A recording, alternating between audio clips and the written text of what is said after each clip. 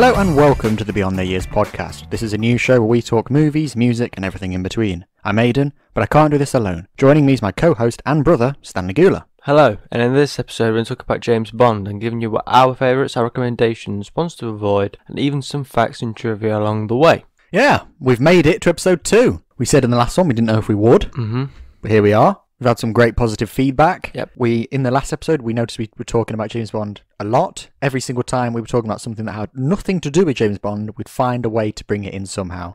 So we thought it'd be a nice progression to do that in this episode. Also, I've had quite a lot of people requesting for the James Bond episode. I was saying, what episode do you want to hear next?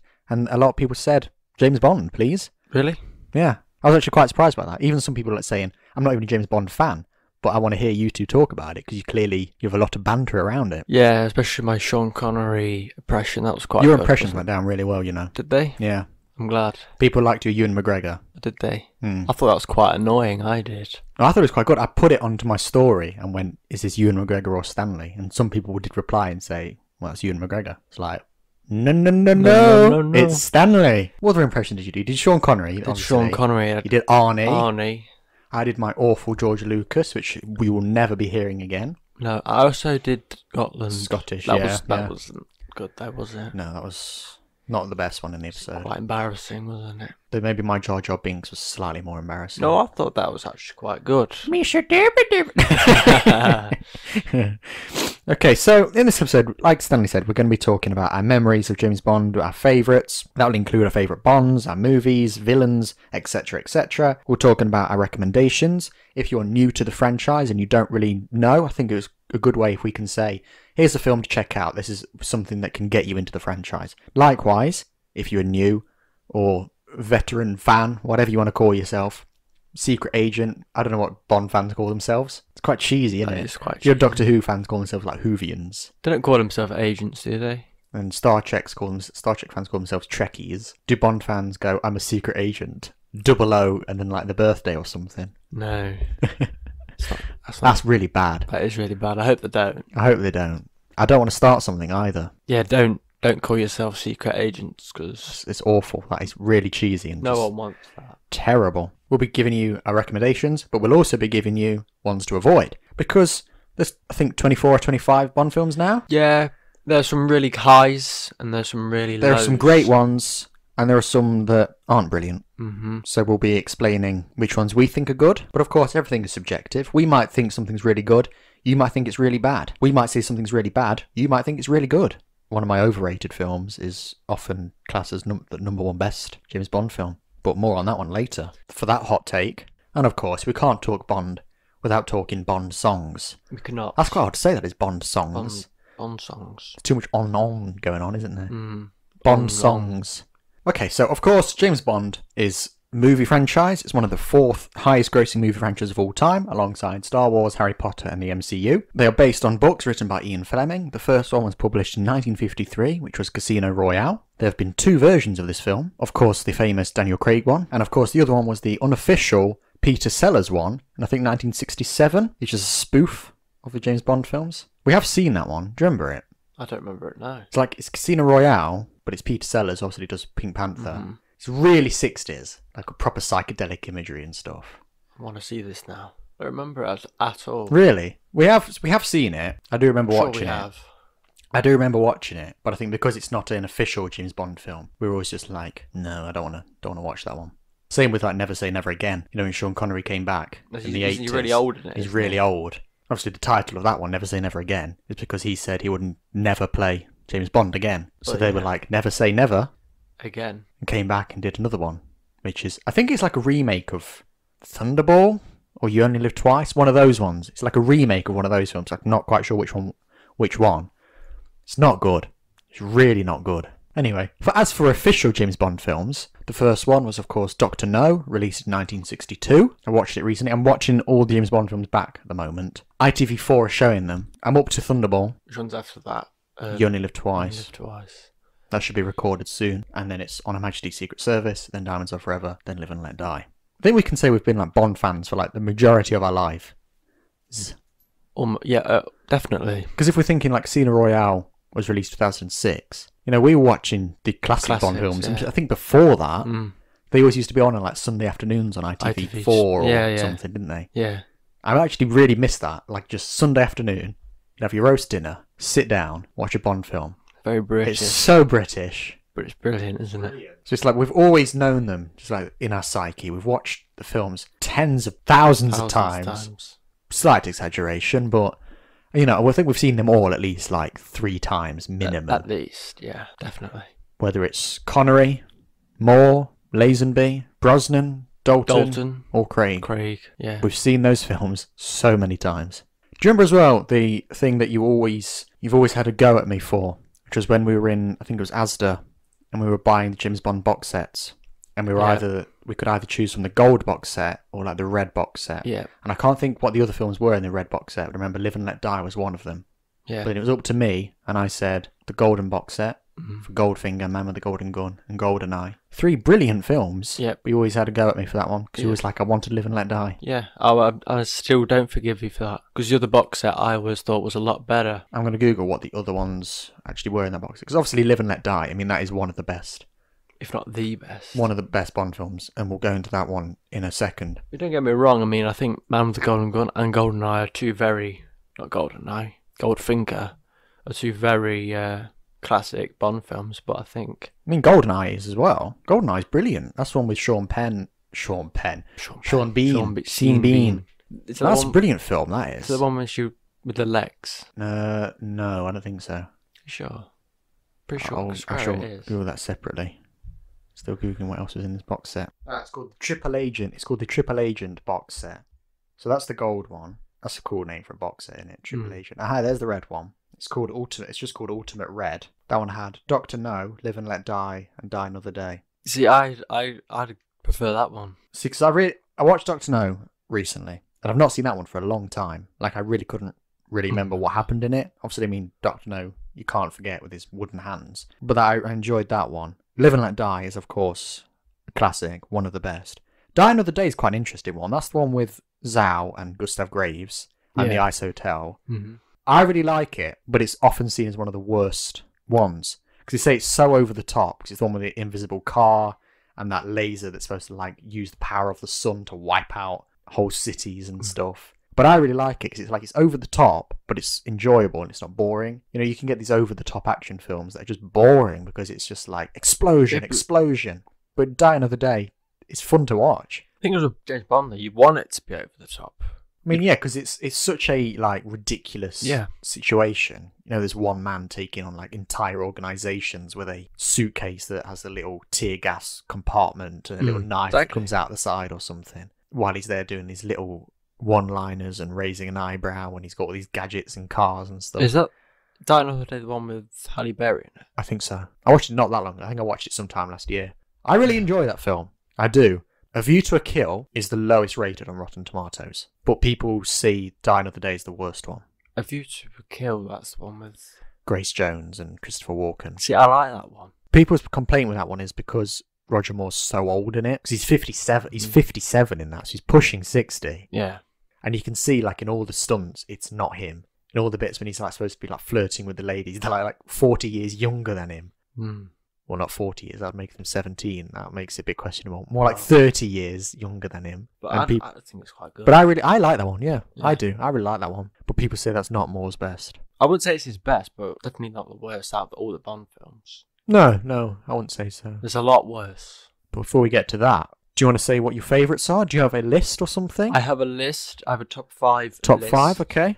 Again. So I'm going to go from 5 down to 1. Okay. So number 5 may not be a popular choice, a bit controversial probably, but I put Quantum of Solace there. That is controversial, because alongside Die Another Day and View to Kill, guess which one is seen as one of the worst? Quantum of Solace. Quantum of Solace. But I really like that one. With the opening scene in his... I think it's he's driving an Audi or something. It's really quite good, opening fight scene. You know, I genuinely don't remember anything about Quantum of Solace. I like that one. I like the theme song, Jack White and Alicia Keys, but honestly, couldn't tell you who the villain... I remember the end when they're in that factory and there's all explosions going off. Why they're in a factory, God knows. I don't remember anything about Quantum of Solace. I really don't. I think it's actually better than Casino Royale. Oh, that's a hot take. Casino Royale is very slow to get going. You have that opening chase scene.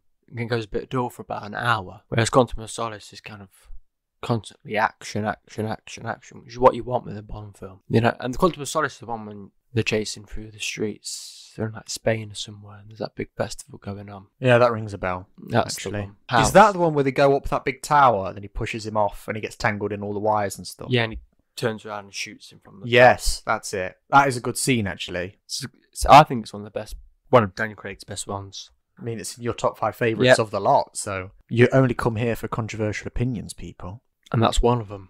And number 4, another controversial one, I put A View to a Kill there. But I genuinely, as we said just now, I do genuinely like that film.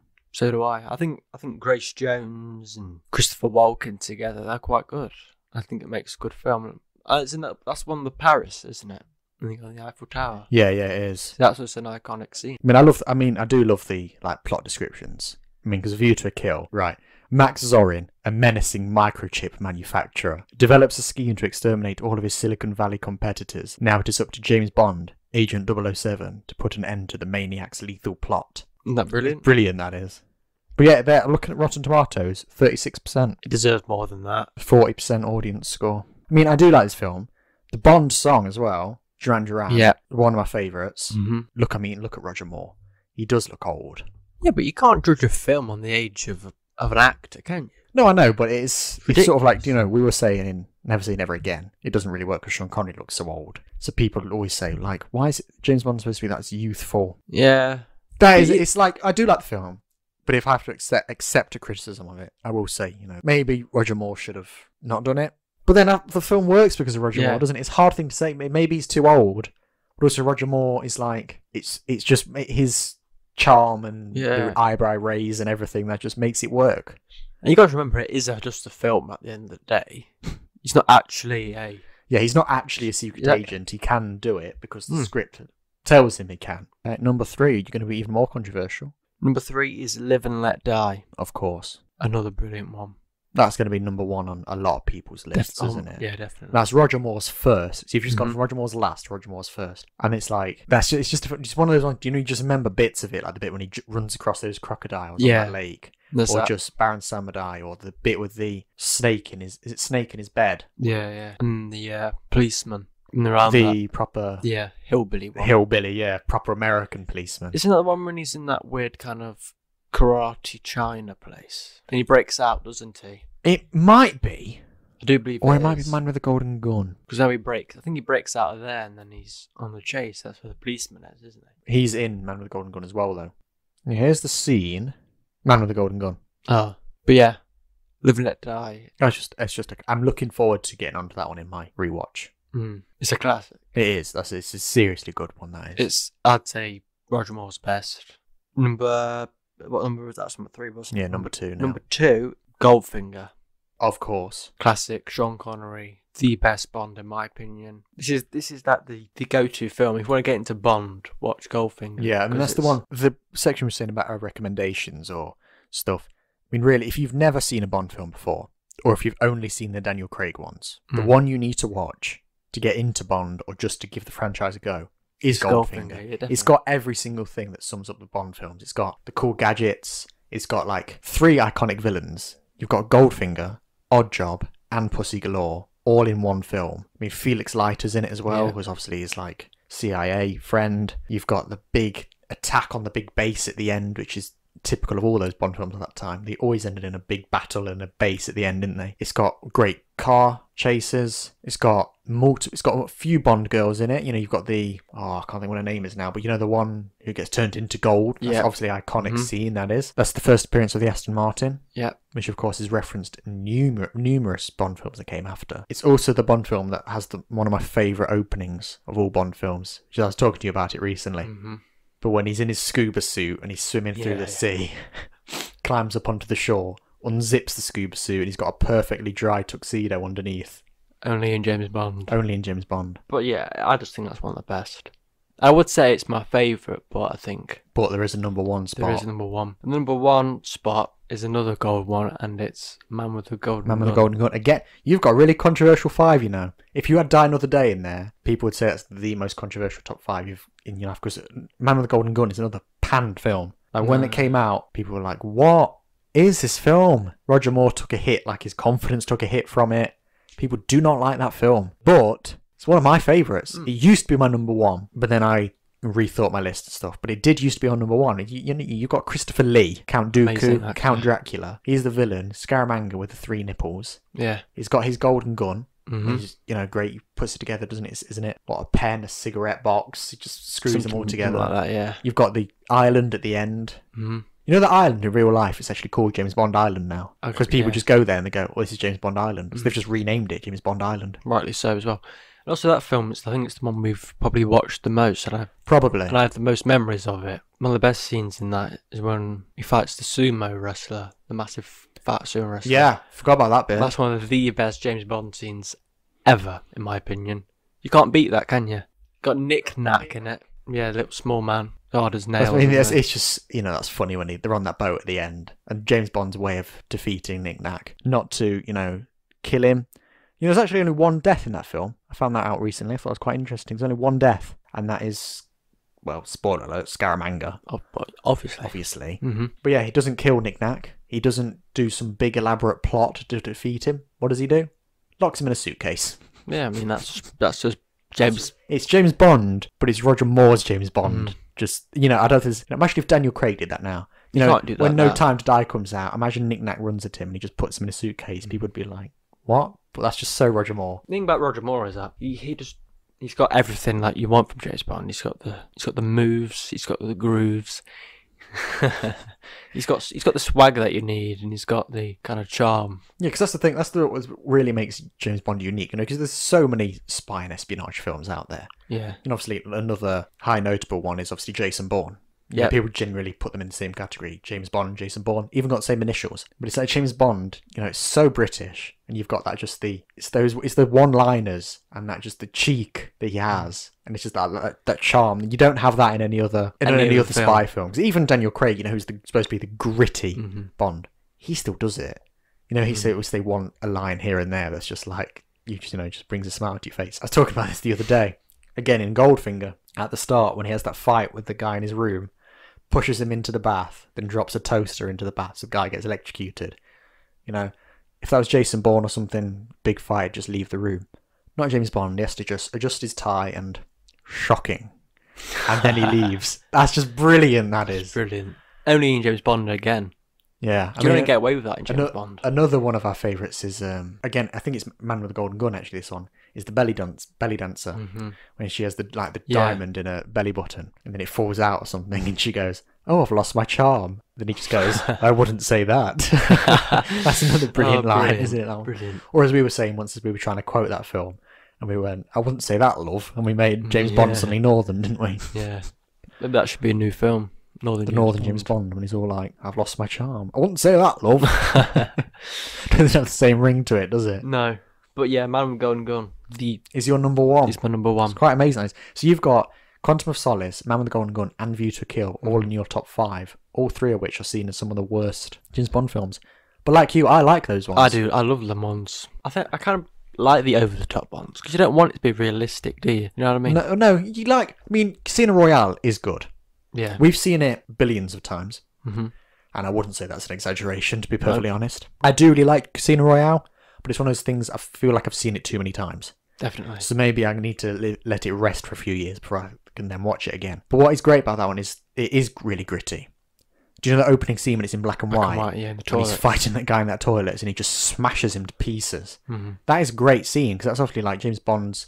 there's not been a James Bond film for a few years. If you can categorise if you had to compare James Bond to Doctor Who or something, classic James Bond is Sean Connery to Brosnan. Yeah. And then Daniel Craig's very much like new James Bond, isn't it? A new era. Yeah, because it's just so different, but it is really gritty, and it's great, and it works for Casino Royale. But you don't really want that with every film, do you? No. Which is why in Spectre or something, whatever you want to say about that one, they brought back the opening barrel. They brought back a male M. They just really took it back to the classic years. Yeah, took it back to basics, basically. Because you don't really want it to be realistic. Because if it was realistic, it'd just be like every other action film out there, and it wouldn't really be what it is. You want the little silly gadgets than the And the over-the-top villains. yeah, and the That's why, like, I mean, like, Scaramanga, obviously, is a great villain. Why, but James Bond had to be the one to go, let's give him 3 nipples. exactly. Why? Well, it's just to make him a James Bond villain. And it adds to it. And I think it's quite interesting. I mean,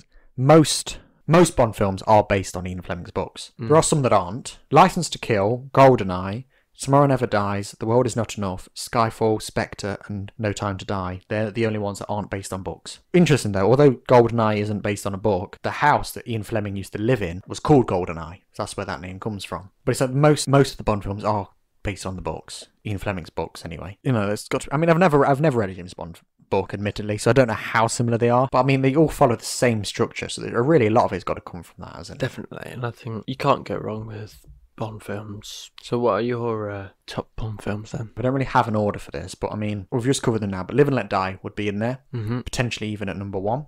I'd also say Goldfinger is another favourite. That's Classic. also contender for number 1. It Mhm. really is, because I just think it's just such like the typical. This is James Bond. Goldfinger. That's the only way to describe it. It's got everything you want in that film, hasn't it? I would also put Man with the Golden Gun in my top 5. Whatever people want to say, I would put that in my top 5. Spy Who Loved Me has got to go in there as well. That's a classic. That one.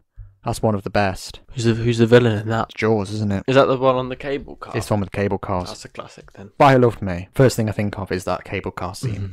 So it's the one where, because he's a naval officer, isn't he, James Bond? So it's also one where he's in the submarine. I think it's a submarine or a boat or something. Oh no, yeah. Do you It's come remember back it? to me now. Yeah, that's I really like Spy Loved Me. That's a really good Good one. one. So how many's that? Goldfinger, Live and Let Die, Man with the Golden Gun, Spy Loved Me. Notice there's 3 Roger Moore ones there. Yeah, he's your So, favourite. when we talk about who's our favourite Bonds, I wonder who mine's going to be. For a fifth one, I think I'm going to have to go with the Pierce Brosnan one. Ooh. You know what? I'm going to say GoldenEye. I'm going to GoldenEye. put that on the record now. Number 5. I'd probably say fit number 5.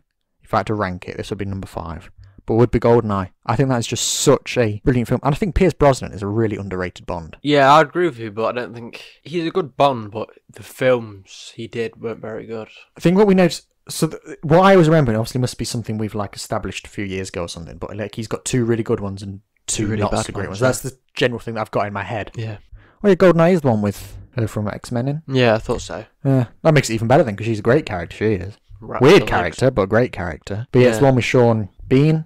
Not Sean Penn. Sean Bean. Sean Bean. He used to live near our grandma, didn't he? Mhm. Interesting fun fact for you. GoldenEye's also the one. Do you remember when he jumps off the dam? Yeah, at the start. That's an isn't it? iconic scene as well. GoldenEye's a really good one. It's one I'm really looking forward to watching again. Before making this, I was looking at a lot of general consensus to see what people think of Yeah. Bond films, and it's seen as one of the top 5 best. I saw one list in particular where a person ranked it as their number 1 favourite. So that's why, we're going back to that box set. That's why I want. Yeah. That's why I wanted it, because Goldfinger is the typical James Bond Yeah. film. GoldenEye is like a guilty pleasure sort of one.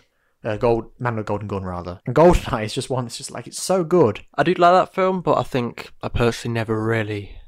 I mean, I like that. I like pretty much all the Bond films, but that one I didn't really kind of. It's not a very memorable one for you. No, I didn't really vibe with it, if you know what I mean. Obviously, we've talked Die Another Day and we've talked GoldenEye. GoldenEye. They're also, yeah, actually, 2 of my favourite Bond themes as well. Dun dun dun dun. That's like a tune I sing quite regularly, isn't it? It just comes into my head. That's just a. I think it is a GoldenEye. That's my Tina Turner. Do you like that one? And Die Another Day, whatever you want to say about the film, the song's great. It's Madonna. Yep. Camp is a camp song. Yeah. You know the bit when she goes, Sigmund Freud, analyze this. That's such a cheesy line. It's a camp line, but it's a good song, that one. So your number 1 Bond film is. Live and Let Die. Mm. But after watching Goldfinger the other week, it's really close. I don't know if I want to put one on the record as my number 1 favourite. That's what I was kind of like, because it's like, although I really like Goldfinger, because it is the kind of go-to Bond film, it's probably the best, but not my favourite. Yeah, we said that in the last Podcast, episode, didn't yeah. we? We said we make a distinction between best and favourite. To me, Goldfinger is easily the best Bond film. Mm-hmm. Easily. Definitely, yeah. No question. But probably my favourite is Live and Let Die. Mm-hmm. So if I had to rank top 5 as you did, I could probably only do top 4 with joint first place. Yeah. So that would be number 4 is GoldenEye. Mm-hmm. No, actually, no, I'm going to switch it around. Number 4 is Spy Who Loved Me. Mm-hmm. Number 3 is GoldenEye. Number 2 is the other one I said, Man with the Golden Gun. Yep. And then joint first place would be Goldfinger and Live and Let Die. This podcast is designed to be like a sort of recommendation for people. That, Yeah. I mean, James Bond is a big franchise. So a lot of people listening to this will know of these films. If you've probably not seen them, you'd probably know the name Goldfinger. You know, you might know the song. Obviously, it's Shirley Bassey, iconic. Goldfinger. Mm-hmm. You have to sing out the side of your mouth, don't you? Yeah. Here's a man, the man with the Midas touch. She did quite a few, didn't she? Shirley Bassey. She did Goldfinger and Diamonds Are Forever. Forever. I mean, Diamonds Are Forever. That is a great film. I've not seen that one for a while, but that one is a great film, obviously. But that's the one with that scene that we can't really talk about in 2020. You know, the one where they turn Sean Connery Japanese. Oh, that's controversial. That is. You know, they give him bushy eyebrows, and I mean, he had bushy eyebrows anyway, but they give him bushy eyebrows and I've squinted his eyes. That is like we don't talk about that scene now. But even Doctor No, that's a bit. Even Doctor No, yeah, I noticed that recently because they were going Doctor No's Chinese, and I was looking at him going, "That's a white man." Yeah, and I thought, oh, but it was the '60s, you know. That makes it kind of what it is. There's a lot of people that watch old films, and they'll go, "Oh, that's not very PC. We should ban that or something." Do you know what I mean? Yeah. It's like, you know, I really like my old 1930s horror films. When I was talking about those with people on my degree, I'd be like, the women in the films don't really have anything to do. They're just there to scream. People go, "Oh, that hasn't aged well, has it?" And I'm like, yeah, but it's from that time. What did you expect? They're not going to be like strong female characters. That's not going to happen. It's like something like Bond. People criticize the Bond girls or something. But if you think about it from the time, you just have to accept it, really. Do you know what I mean? Yeah, and it kind of captures a point in time as well. It's a time capsule, isn't it? What were we saying before this section? Shirley Bassey. The other one she did is Just Like the Moonraker Goes. If you're talking over the top films, that's an over the top one, isn't it? Yeah, when we were researching for this and stuff, I was going through some couple of websites, and that wasn't a very rated film. That was quite low. Was it? I mean, I don't know if it includes the Daniel Craig ones, because I assume they have quite high budgets. But something I saw said it's the James Bond film with the highest budget. Because something I found was quite interesting, doing a bit of research for this episode, was The End of the Spy Who Loved Me. If you watch that now, every Bond film ends with Bond will return in, and it gives you the next film. So at the end of Spy Who Loved Me, it says Bond will return in for your eyes only. But because Star Wars came out after Spy Who Loved Me, they were like, hurry Moonraker up. We want the one in space. Yeah. So although it says For Your Eyes Only is the next one, Moonraker is the actually next one to be released. I was actually quite interested in that. Do you want to talk about favourite Bonds now? Yes. Because obviously, I mean, there's only 6. It's just quite easy to do a quick ranking of them. I can rank this one. I struggle with doing films, but I can do this one. My 6, start from number 6. And count down to number 1. Yeah. I mean, I know who your number 1 is. You've already mentioned it, but it's just a matter of rearranging the others. Number 6 is Timothy Dalton. I think this is when James Bond really went downhill, to be honest with you. Yeah, I mean, I think what I'm going to do, and I'll count down mine alongside you, because I think they'll be quite similar. Timothy Dalton's my least favourite as well. I mean, you know, we say that Pierce Brosnan had 4 films, 2 of them are really good, 2 of them are quite forgettable. I remember nothing about the Timothy Dalton ones. The only things I remember, Benicio del Toro one. Yeah. I think that's License to Kill, I think. Yeah. That's his better one, but that's the only really thing I remember about that. It's the one with the guy from the Goonies in as well.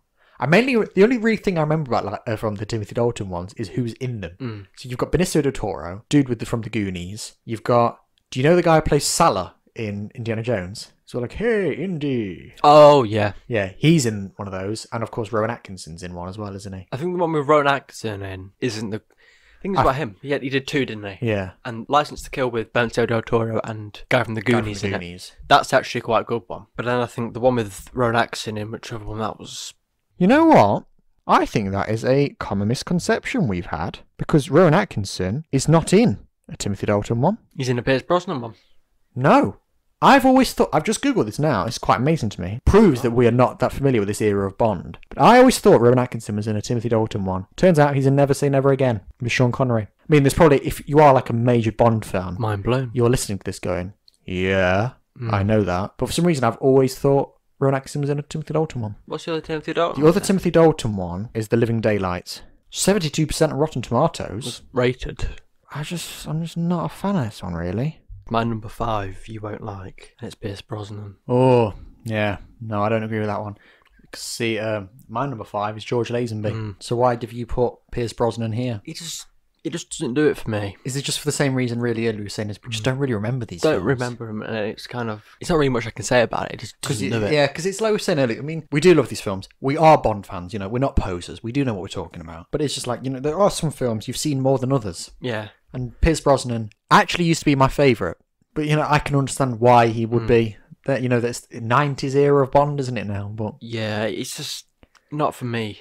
He's a good Bond. He's a good actor. He's actually one of those people, I sort of forget. You've put him in 5th place, so you're not a fan. But I actually forget how much I like him until I watch one of his films again. Daniel Craig is the real action Bond, but Pierce Brosnan did introduce a lot of those elements. Yeah. As for my number 5, George Lazenby, it's just got to be. It means for multiple reasons. Obviously, he only had the one film, which was because Sean Connery said, "I don't want to do any more." So they got a new Bond in, and then Sean Connery decided he did want to do another one.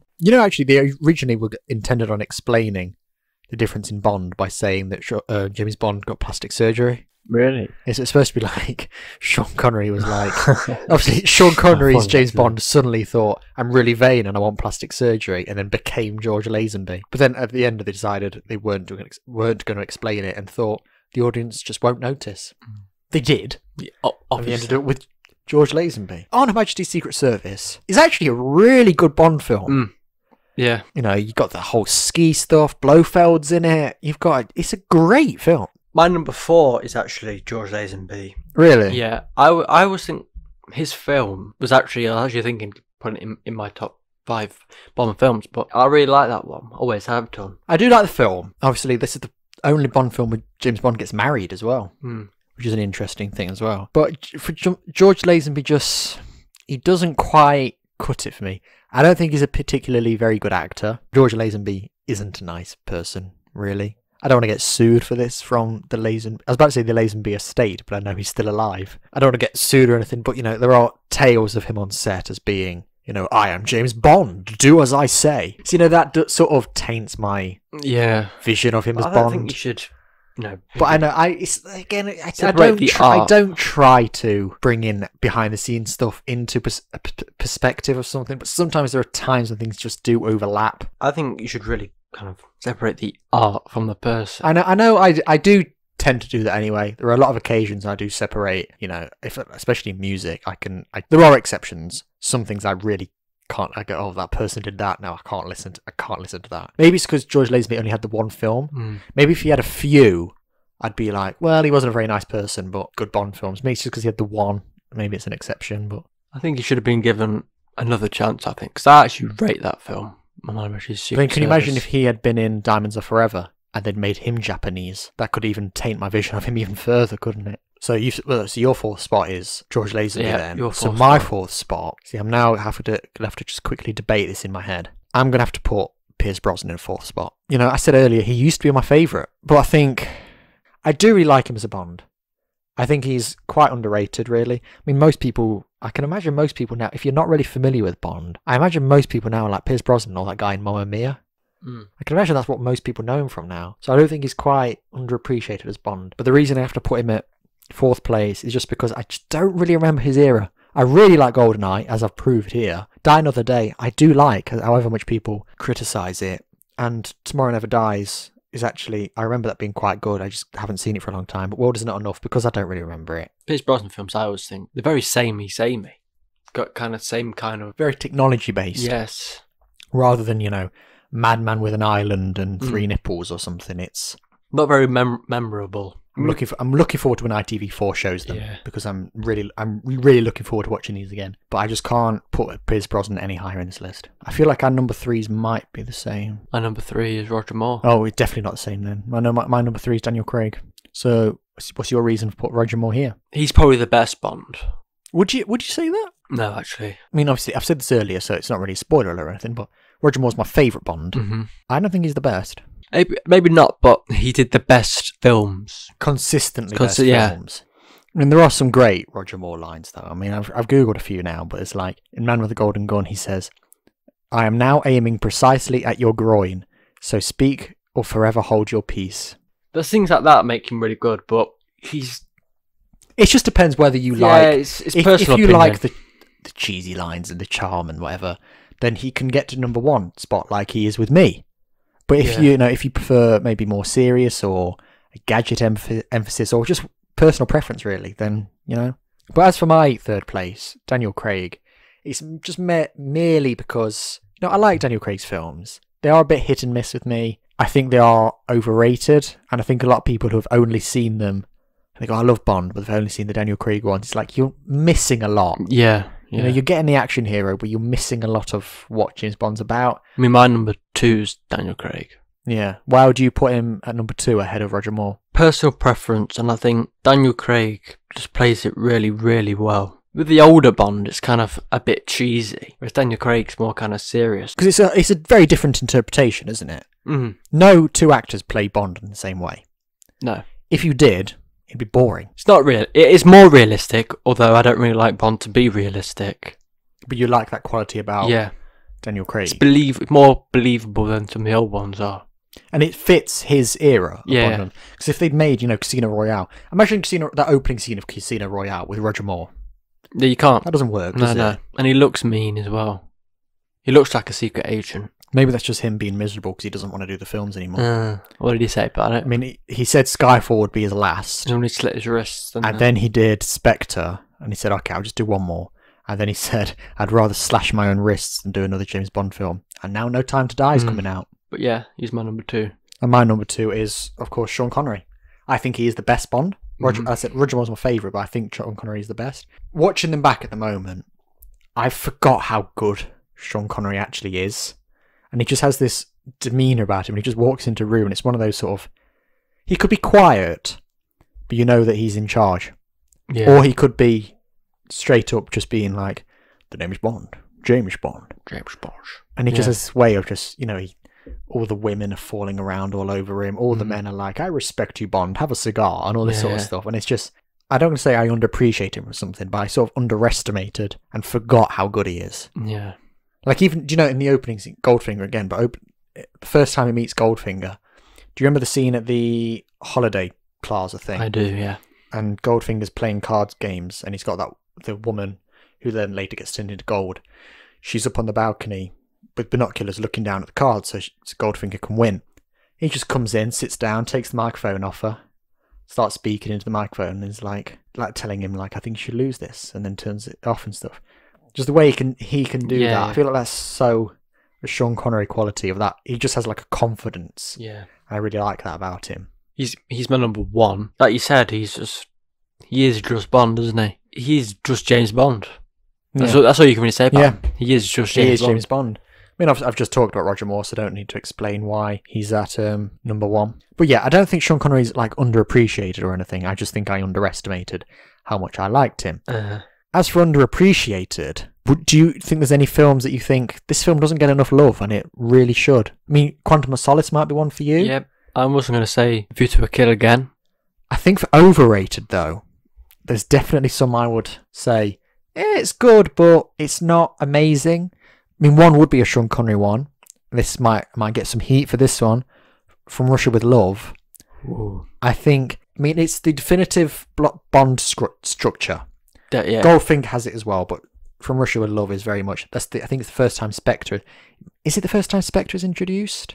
Or are they mentioned in Doctor No? They might be mentioned in Doctor No. I'm not entirely sure. It's been a couple of weeks since I watched it. But, it's the first time we really see Spectre. We've coming together, at least. We've got, the faceless figure. Sort of, I am Spectre. Yeah. You've got Rosa Klebb in there. Yeah. Nasty Russian woman with the knife in a shoe. You've got Red Grant in there. All great villains. But the film, for me, there's some portions of the film I'm like, is this really necessary? There's a bit when they go to a gypsy camp. And that lasts quite a while before then just a massive shootout goes on. And I was sort of watching that thinking, this doesn't feel quite needed for me. And then a lot of the ending is on that train. I mean, the fight between James Bond and Red Grant on the train is brilliant. Do you remember that scene? I do, actually, yeah. When, when he's got the case and all the tear gas comes out and stuff. It's a great scene. But that whole thing really lasts a bit too long. Another one, again, quite controversial, but another one is Skyfall. I really think it's overrated. It's one of those ones I've seen it so many times, and it's just there's something about it, and I can't quite put my finger on what it is, but it just doesn't really click for me. I don't agree with you in the sense that it's quite slow. It is. It's a really slow burn because he's kind of washed up in it, isn't he? It's sort of James Bond in rehab, isn't it? It takes him a while to kind of come back to that kind of character of James Bond.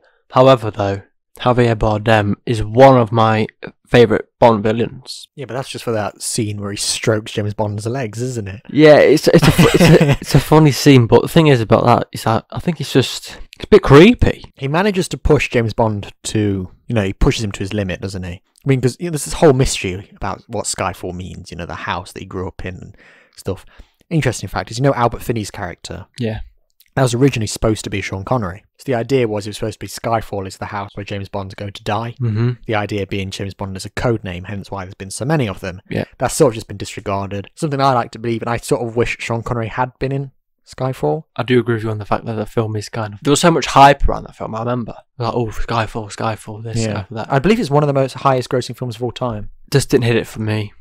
Although I do like the villain in it. Yeah. I mean, my favourite villain is actually going to be Scaramanga. Whatever you say about Man with the Golden Gun, I do really like Scaramanga. Scaramanga's my favourite villain as well. Really? We seem to have quite personal opinions with James Bond because we like playing the 007 Legends video game. Yeah. That scene generally, it's a terrible game. But, if you think about you can play as James Bond or any of the Bond girls or random extras, but you get this whole arsenal of villains, and there's some really good ones there. Sometimes you don't even realise how good they are. So you kind of see them and you go, oh, who are these? Yeah. You watch the film and go, oh god, they're really good. But I agree with you with Scaramanga. He is by far the best villain. But Jaws is a good villain. Jaws is a great villain. I mean, obviously you've got classics like Oddjob as well with the throwing hat. Goldfinger's great. Well, another interesting fact I found was actually the actor who played him had such a strong German accent that although you can see him in the film like miming his words and stuff, it's a different voice over it. I thought it was quite an interesting fact because they're going, his accent's too strong and he had all his lines dubbed. He's a great villain. Who else is there? Baron Samedi from Live and Let Die. Yeah, I always think Max Zorin. Yeah, he's a good one. That's quite Christopher good. Walken. There's so many iconic villains, isn't there? We mentioned it earlier, we've talked about it throughout, but how can you talk Bond without talking about the songs? It's such an iconic piece of the film. Mm-hmm. I mean, every film has a song, except Dr. No. He obviously just has the brilliant 60s opening, loads of flashing effects and stuff. Then the iconic gun barrel as well. Interestingly, though, every Bond obviously has the gun barrel sequence. Yeah. Sean Connery's doesn't actually have Sean Connery in it. No. It's a stuntman. With a hat on. In a hat, yeah. Yeah. Do you have a definitive ranking, or do you just want to talk about some of your favourite ones? I do have a definitive list of my favourite Bond songs. The thing is about Bond songs is that it's not always like the same kind of... I mean, obviously you've had artists do more than one. Yeah. Saying that, I can only think of Shirley Bassey. Yeah, you can go from anything from, your old-timey From Russia with Love. And obviously No Time to Die is done by Billie Eilish. William Eyelash. So I'll go through my top 5 then. Okay. Number 5, A Modern One and It's Another Way to Die. Jack White, obviously of the White Stripes. And Alicia Keys. Of Alicia Keys. Yep. My number 4 is the new one, No Time to Die. And then my number 3 is The Living Daylights by a-ha. Set your hopes up way too high. Living in the way we die. My number 2 is You Know My Name, Chris Cornell. And number 1 is View to a Kill by Duran Duran. Okay, so, I've just done this list now while you've been talking. Because I didn't really have a definitive top 5, but, I've tried to make one for purposes of this. Before I go into my number 5, I'm going to have to do an honourable mention, like Watch Mojo. Yep. And that'll be for Thunderball. Tom Jones. The Tom Jones one. It's not in my top 5, but I just thought, I have to mention this one. This may be the final fun fact of this episode, but Johnny Cash was actually supposed to do the original Thunderball song. And part of me is like, obviously I'm a really big Johnny Cash fan, so I'm like, I would have liked him to do that song, but then I'm glad with what we got. The song is actually on like Spotify and YouTube. You can actually go check it out. It's a good song, but I do prefer Tom Jones. So for my actual top 5, I've talked about this film a lot in this podcast. More than I thought I would. I didn't realise how much I liked it until we started reminiscing about ones we don't really remember and whatever. GoldenEye, Tina Turner. Number 4, it's one we were talking about earlier, is a-ha, Living Daylights. Mm-hmm. Number 3, this was your number 1, wasn't it? A View to a Kill. Yeah. Duran Duran. Number 2, one you didn't mention, I'm quite surprised you didn't actually. Live and Let Die. Paul McCartney is, not the most well-liked man in the world. No. He's got a lot of haters out there, especially in his Wings period of music. Band on the Run. Yeah. And Simply Having Wonderful Christmas Time. Yeah, I actually quite like Paul McCartney there. Do you remember when we watched all the Shrek films back? not long ago. Do you remember that really random scene? Yeah, Is it in Shrek 3? Mm-hmm. When at that funeral, then randomly all those frogs just start singing Live and Let Die. That really made us laugh. We were like, what is this? What does this even mean? But yeah, that's my number 2. Number 1, I mean, this comes as no surprise. Chris Cornell, you know my name.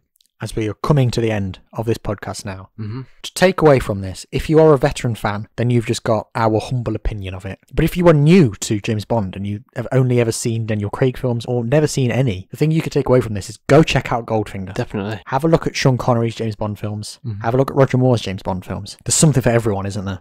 Yeah. But that brings us to the end. Episode 2. Episode 2 is done. Hopefully it'll be episode 3.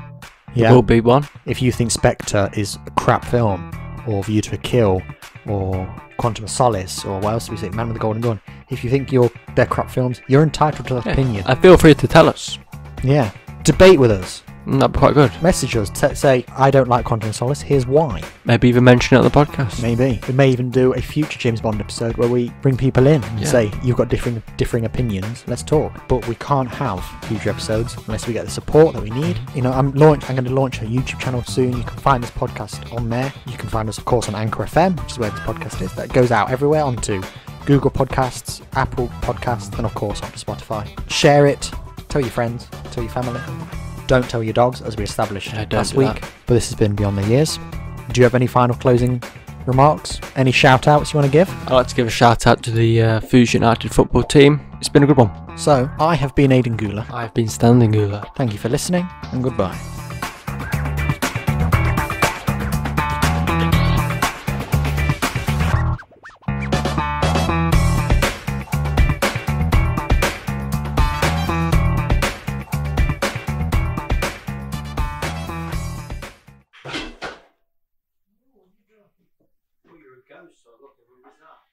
GoldenEye. Lessons to kill. The name's Bond. James Bond.